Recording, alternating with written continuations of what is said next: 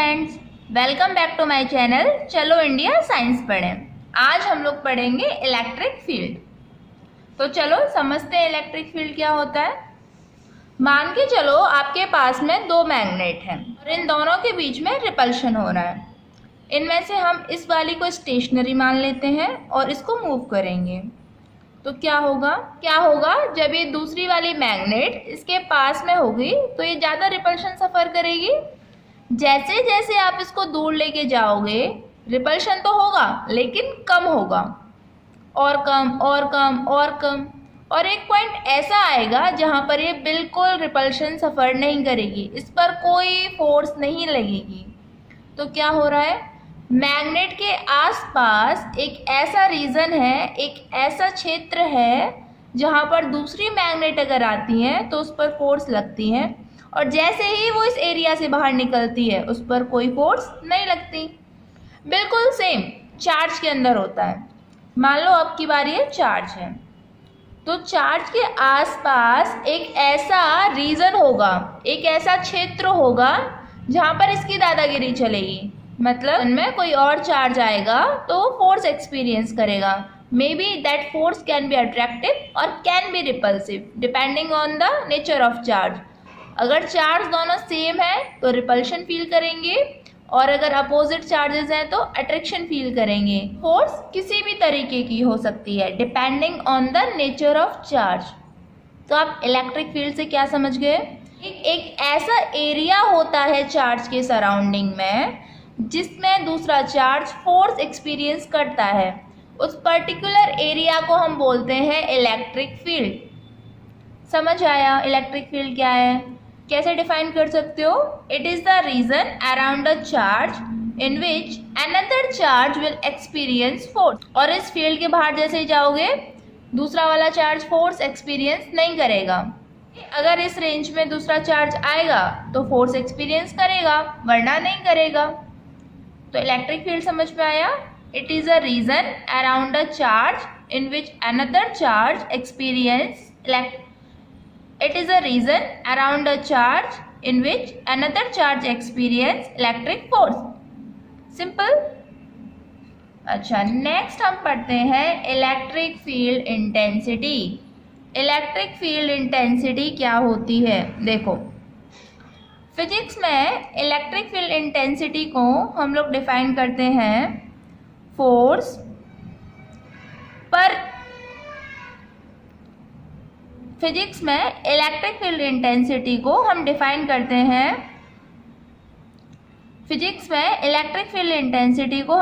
करते हैं force per unit test charge. अब ये force per unit test charge क्या होती है वो समझो। मान के चलो ये चार्ज है। अब आपको समझ में आता है कि चार्ज का पर्टिकुलर एरिया होता है जहाँ पर वो अपनी दादागिरी शो करता है, और इस एरिया को हम लोग क्या बोल देते हैं, इलेक्ट्रिक फील्ड। यानी ये एक ऐसा रीजन है जहां अगर दूसरा चार्ज आएगा तो फोर्स एक्सपीरियंस करेगा।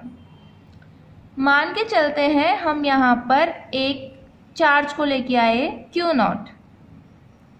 इस चार्ज को मैं बोल रही हूँ टेस्ट चार्ज। अब समझना इस टेस्ट चार्ज का मतलब क्या है। इसके नाम में क्या छुपा हुआ है, टेस्ट। मैं इस चार्ज को इसलिए यहाँ पर लेकर आई हूँ कि देख सकूँ कि दूसरा चार्ज कितनी फोर्स एक्सपीरियंस कर रहा है।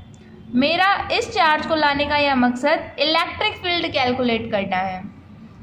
तो टेस्ट चार्ज जो होता है हमेशा उसका नेचर पॉजिटिव लिया जाता है।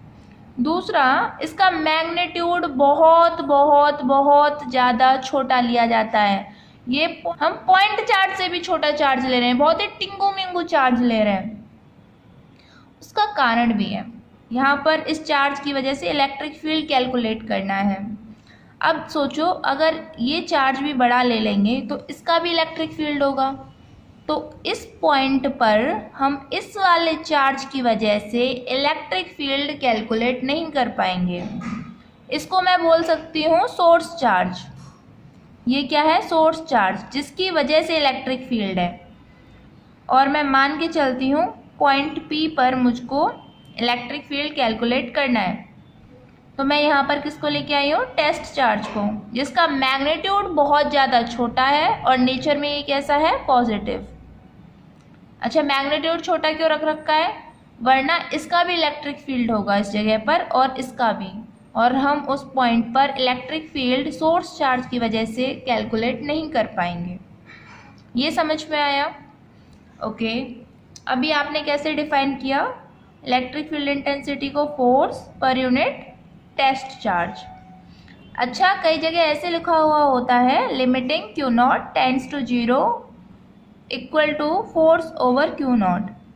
इसका मतलब है Q naught tends to 0, Q naught बहुत ज़्यादा छोटा है। मैंने अभी समझाया कि भाई टेस्ट चार्ज को आपको बहुत छोटा लेना होता है, अदरवाइज इसका भी इलेक्ट्रिक फील्ड होगा और आप अच्छे से उस पॉइंट पर सोर्स चार्ज की वजह से इलेक्ट्रिक फील्ड कैलकुलेट नहीं कर पाओगे, क्योंकि उस जगह पर अब 2 इलेक्ट्रिक फील्ड है। तो इलेक्ट्रिक फील्ड इंटेंसिटी किसके बराबर, फोर्स ओवर क्यू नॉट के। तो आप कैसे निकालोगे, इन दोनों के बीच में मैं मान के चलती हूँ डिस्टेंस है r, तो फोर्स इन दोनों के बीच में आप कैसे लिखोगे, according to Coulomb's law, K Q into Q naught over R का स्क्वायर, अच्छा, अपॉन क्यू नॉट। तो ये कैसे सॉल्व होगा, K Q into Q naught upon R square into Q naught, Q naught से क्यू नॉट कैंसिल। तो electric field intensity कितनी आती है, K Q over R square. इतना समझ में आया? इलेक्ट्रिक फील्ड इंटेंसिटी को आपने कैसे डिफाइन कर रखा था, force per unit test charge. आपने फोर्स की वैल्यू रखी दोनों के बीच में, तो आपका फॉर्मूला क्या आया, इलेक्ट्रिक फील्ड होता है के क्यू ओवर आर स्क्वायर। इसको हम लोग क्या बोलेंगे, इलेक्ट्रिक फील्ड इंटेंसिटी। किसी पॉइंट पर आपको इलेक्ट्रिक फील्ड इंटेंसिटी कैलकुलेट करनी है तो आप सीधा फॉर्मूला लगाओगे के क्यू ओवर आर स्क्वायर। अब कुछ और प्रॉपर्टीज देखते हैं इलेक्ट्रिक फील्ड इंटेंसिटी की। देखो, इलेक्ट्रिक फील्ड होती है vector quantity, electric field is a vector quantity.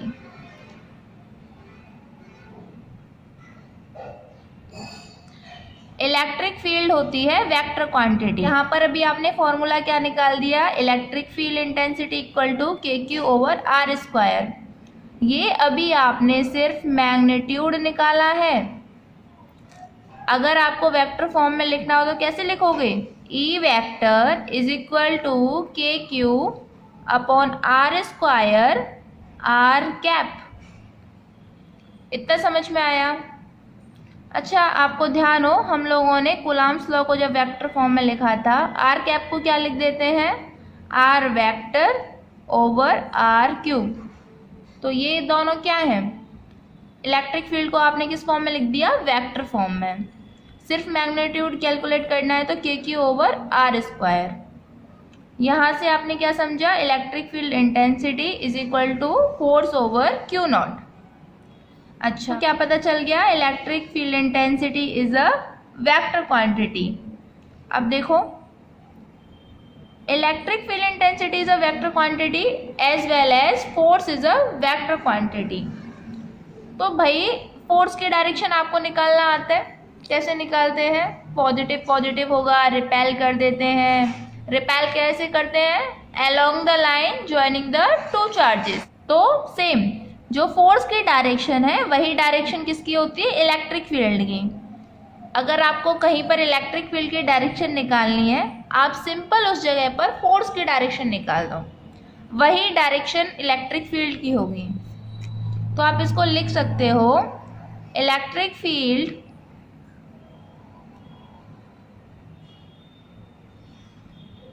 Has the same direction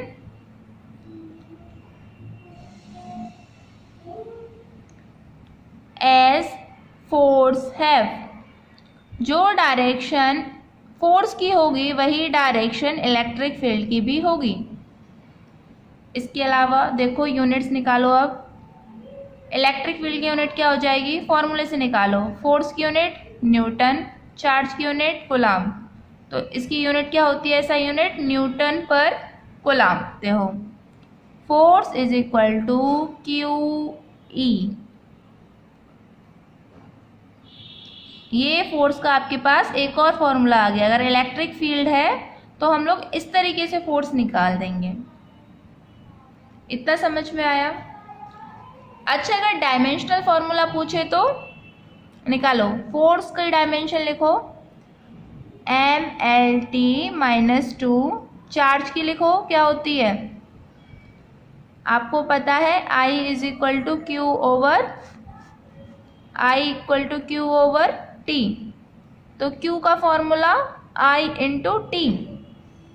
I की यूनिट एम्पियर, टाइम की यूनिट T। ये आपको रटने की ज़रूरत नहीं है, फॉर्मूला पता हो निकल आती हैं। आपको पता है फोर्स अपॉन चार्ज, चार्ज की यूनिट निकाल दो Q का फॉर्मूला I इंटू टी। तो I की डायमेंशन एम्पियर होती है, स्टैंडर्ड है ये। T की टाइम है तो T। तो क्या डायमेंशन आ जाएगी इसकी? mL/A-1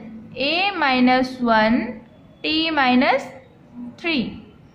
डायमेंशन कोई रटने वाली चीज़ नहीं होती है। अगर आपको फॉर्मूला याद है तो आप डायमेंशन आसानी से निकाल सकते हो।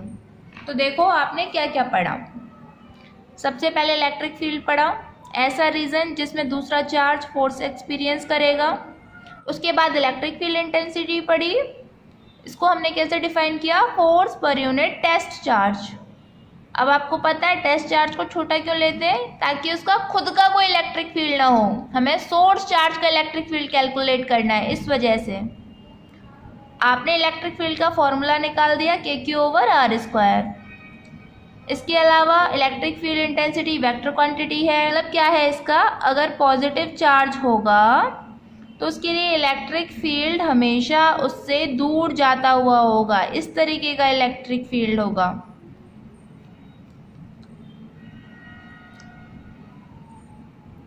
और अगर नेगेटिव चार्ज होगा तो इलेक्ट्रिक फील्ड हमेशा उसकी तरफ होगा, इस तरीके से। इस तरीके से आपका इलेक्ट्रिक फील्ड होगा नेगेटिव चार्ज के लिए। डायमेंशन आप निकाल दोगे, यूनिट्स अब आपको पता चल गई हैं। एक लास्ट पॉइंट इसमें, electric field obeys superposition principle.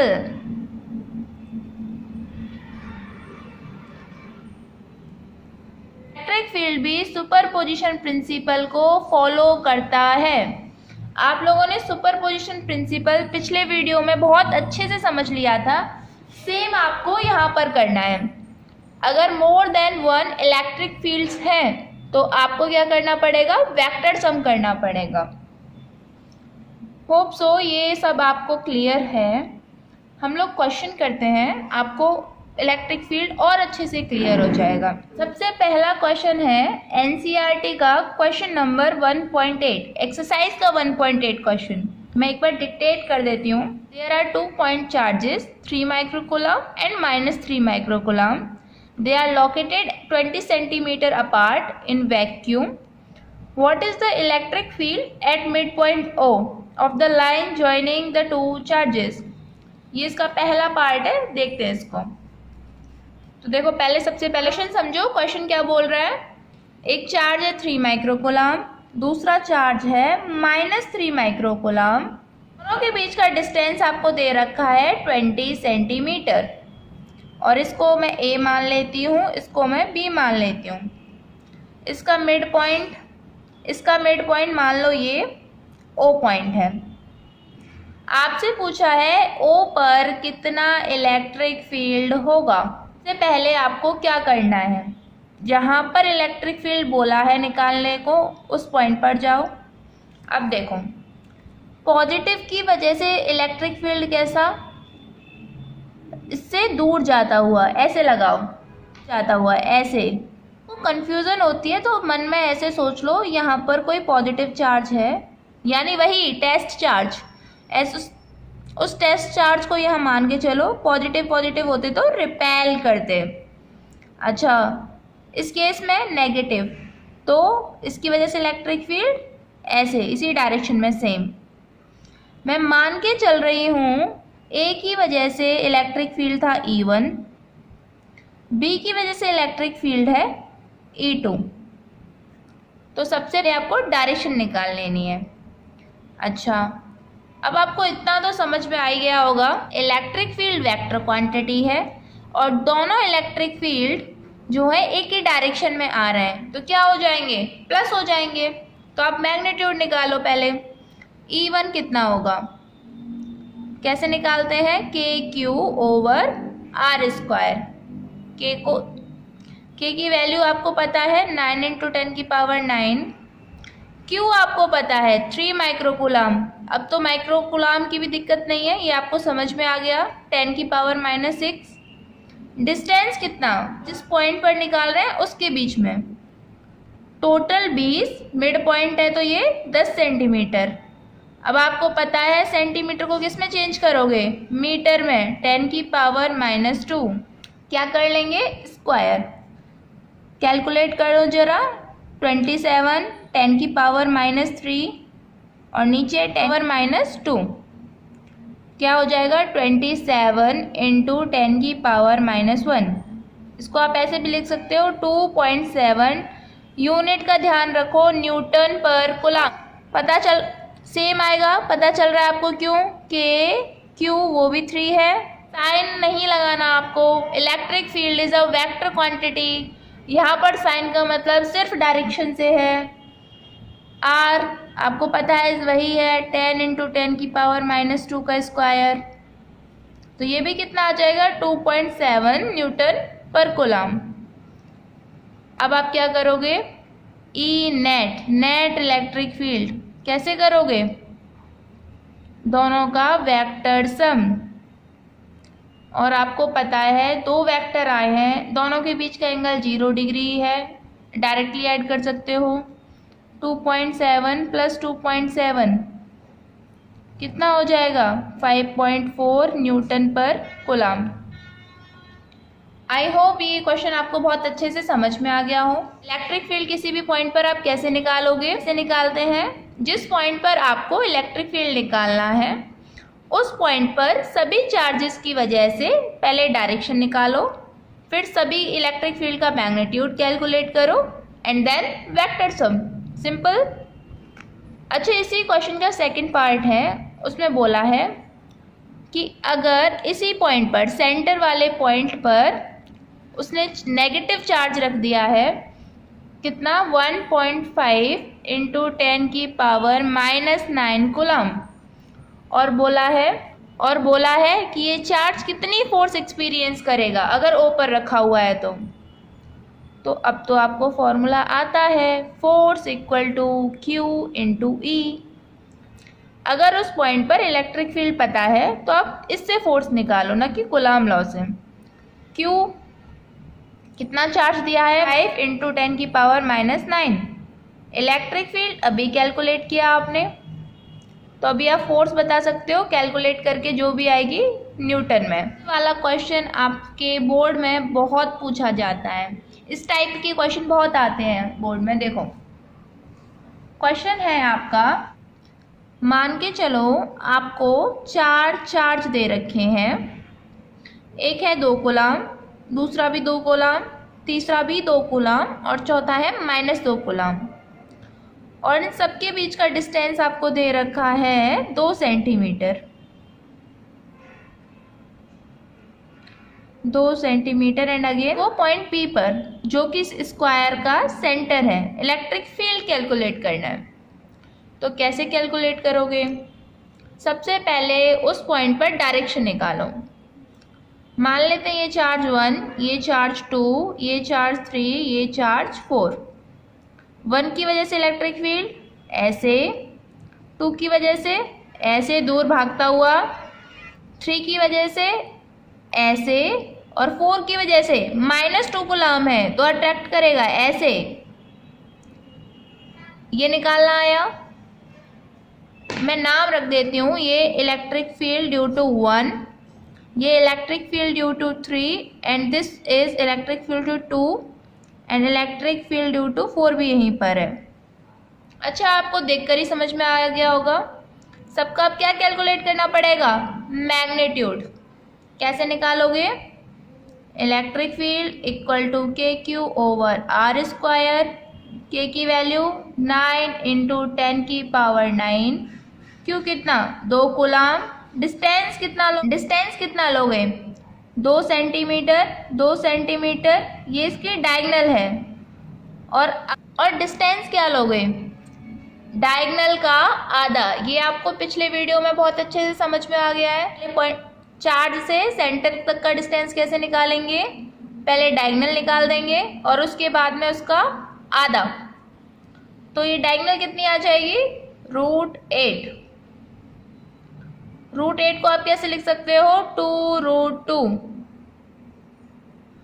और 2√2 का आधा करोगे तो क्या आएगा √2 सेंटीमीटर।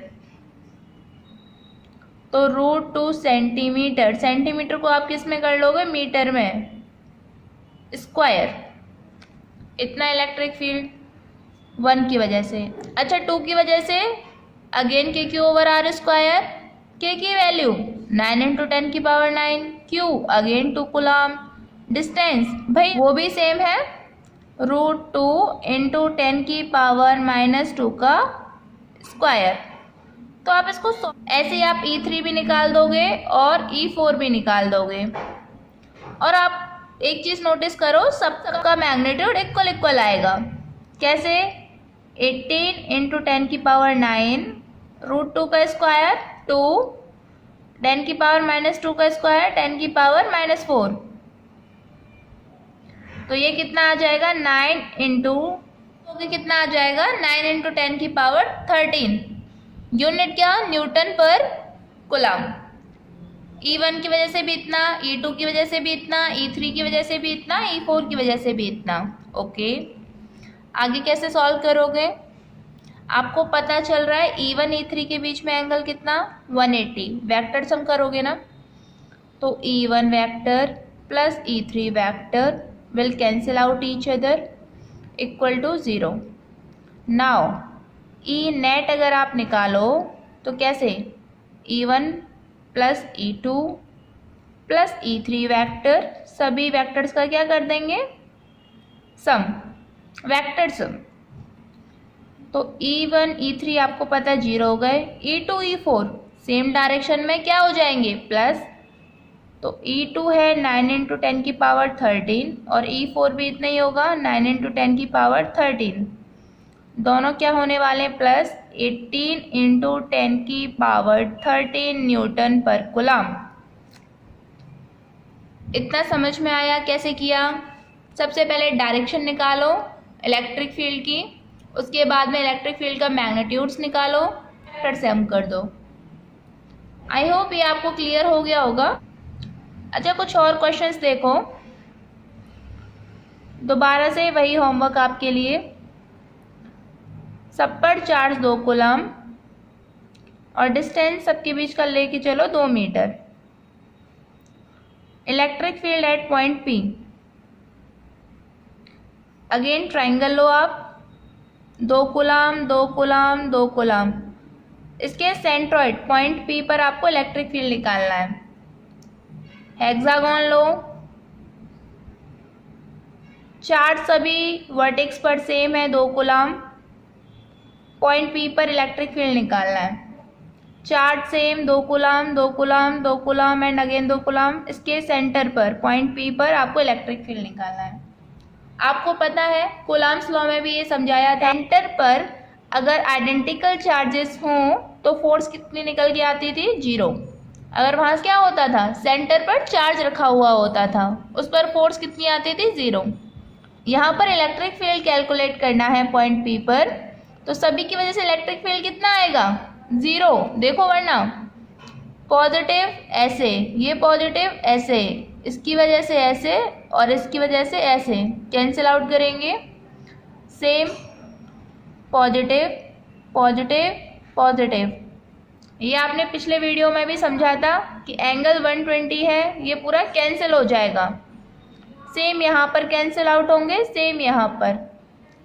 तो आप उस ट्रिक को दोबारा से मेंशन कर सकते हो कि if all charges are identical placed on each vertex of regular polygon that electric field at the centre of polygon is always zero. एक लास्ट क्वेश्चन हम लोग कर रहे हैं, वो देखो। क्वेश्चन है, ये एक चार्ज पार्टिकल है जिसका मास आपको दे रखा है 2 मिलीग्राम 2 mg, और बोला है कि ये एयर में फ्रीली सस्पेंड है। फ्रीली सस्पेंड का मतलब एयर में ऐसे रुका हुआ है, स्टेबल है एयर में। और यहाँ पर इलेक्ट्रिक फील्ड दे रखा है 4 न्यूटन पर कूलम। हो क्या रहा है, आसपास पूरे में इलेक्ट्रिक फील्ड है और एयर में एक चार्ज अपनी जगह पर रुका हुआ है। आपसे पूछा है कि इस पर कितना चार्ज है, कैलकुलेट करो मैग्नीट्यूड ऑफ चार्ज कितना है, और साथ में इस चार्ज का नेचर क्या है, यानी ये पॉजिटिव है या नेगेटिव है, ये भी बताना है। तो देखो, इस तरीके का एक क्वेश्चन आपकी एनसीईआरटी में भी दे रखा है। उसमें उसने टाइम पूछा है गिरने के लिए कितना लगेगा, तो आप टाइम निकाल दोगे डिस्टेंस ओवर स्पीड से। आपको पता है कि कोई भी चीज़ एयर में तो स्टेबल नहीं होती, नीचे गिर जाती है ड्यू टू ग्रेविटेशनल फोर्स। तो इस पर नीचे क्या लग रही होगी, ग्रेविटेशनल फोर्स। किसके बराबर, mass into acceleration. M acceleration क्या होता है, acceleration due to gravity in the case of gravitational force. तो mg नीचे, और उसने बोला है कि ये एयर में सस्पेंडेड है, इसका मतलब नीचे जो फोर्स है इसको कोई तो बैलेंस कर रहा है। तो यहाँ पर कौन बैलेंस कर रहा है, इलेक्ट्रोस्टैटिक फोर्स Fe। तो आपको एक चीज़ समझ में आ रही है कि अगर ये एयर में सस्पेंड फोर्स बराबर किसके होगी, ग्रेविटेशनल फोर्स के। तो जरा वैल्यू रखो। इलेक्ट्रिक फोर्स आप कैसे कैलकुलेट करते हो, Q into E equal to M into G. Q आपको बताना है, इलेक्ट्रिक फील्ड की वैल्यू आपको दे रखी है, मास आपको पता है 2 मिलीग्राम, मिली मतलब 10⁻³ जी की वैल्यू 10।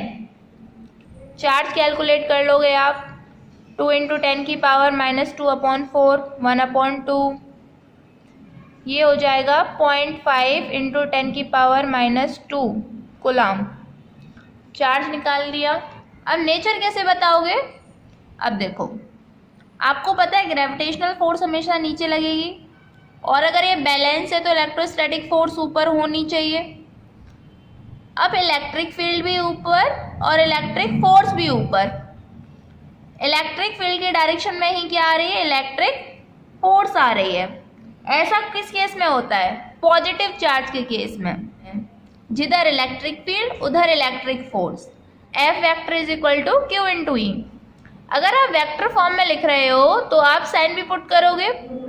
फोर्स की डायरेक्शन जो होती है वही इलेक्ट्रिक फील्ड की भी डायरेक्शन होती है, लेकिन in case of positive charge. अगर आपका चार्ज नेगेटिव होगा तो फोर्स और इलेक्ट्रिक फील्ड की डायरेक्शन अपोजिट हो जाएगी। डायरेक्शन इलेक्ट्रिक फील्ड की है, वही डायरेक्शन यहाँ पर किसकी है, इलेक्ट्रिक फोर्स की। तो इसका नेचर कैसा आ जाएगा, पॉजिटिव। आई होप आपको आज का पूरा टॉपिक क्लियर हो गया होगा। इलेक्ट्रिक फील्ड क्या होता है, इलेक्ट्रिक फील्ड इंटेंसिटी क्या होती है, कैसे हमें मैग्नीट्यूड कैलकुलेट करना है, कैसे किसी पॉइंट पर इलेक्ट्रिक फील्ड निकालना है। इसके अलावा आप एनसीईआरटी का एग्जाम्पल नंबर 1.8 और example 1.9, okay, thank you students, and share this video with other students so that they can also study properly. Thank you.